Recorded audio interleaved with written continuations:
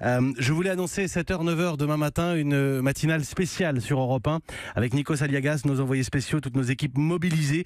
Nikos Aliagas sur place, en direct, ce soir déjà à Villegayenque. Bonsoir Nikos. Bonsoir Mathieu.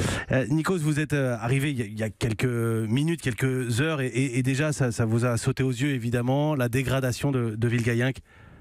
Je vais essayer de vous décrire ce que je vois: de la boue, des arbres encastrés, des voitures détruites, des habitants hagards. On lit la désolation dans leur regard, la sidération.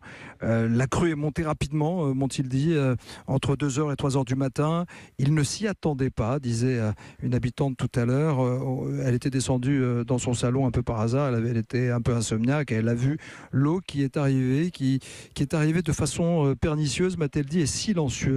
C'est monté très vite. Elle a dû se réfugier avec son mari dans le grenier. Et c'est vrai que tout à l'heure, on a croisé des gens qui travaillent à la mairie qui nous ont dit qu'ils ont commencé à recenser le nombre des maisons où on ne peut plus habiter pour essayer de reloger des personnes. Il règne, c'est vrai, un silence, Mathieu, dans les rues de Villegayenque, un village de 1600 âmes, sans histoire, qui s'est réveillé dans un décor apocalyptique. Véronique, une habitante, nous disait tout à l'heure ne plus reconnaître sa rue, sa voiture a été emportée, sa maison inondée, les dégâts sont considérables. Elle n'a plus d'électricité ce soir, elle n'a plus d'eau potable et elle attend des amis de Carcassonne qui pourraient l'héberger ailleurs. Je me trouve actuellement devant le pont principal du village, celui qui a été détruit, emporté en quelques secondes, comme s'il n'avait jamais existé.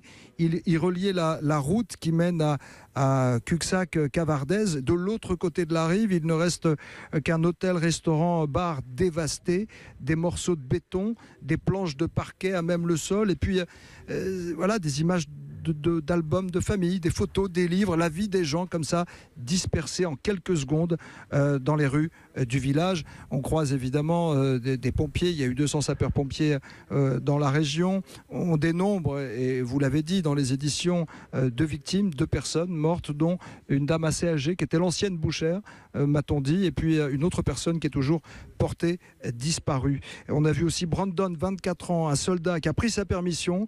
Il arrive de Montpellier, de la caserne de la 13e DBLE. Il a dit: je veux prêter main forte, je ne peux pas faire de miracle, mais j'ai des bras, ça peut toujours servir. Donc c'est vrai qu'on arrive dans un village silencieux.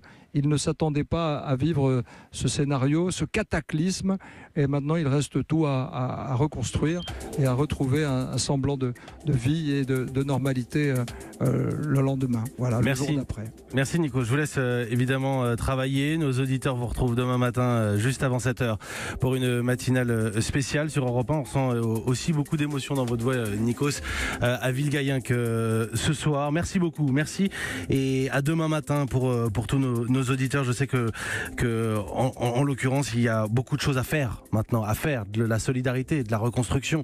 C'est important, et Europe 1 sera sur place demain avec Nikos Aliagas et toute l'équipe.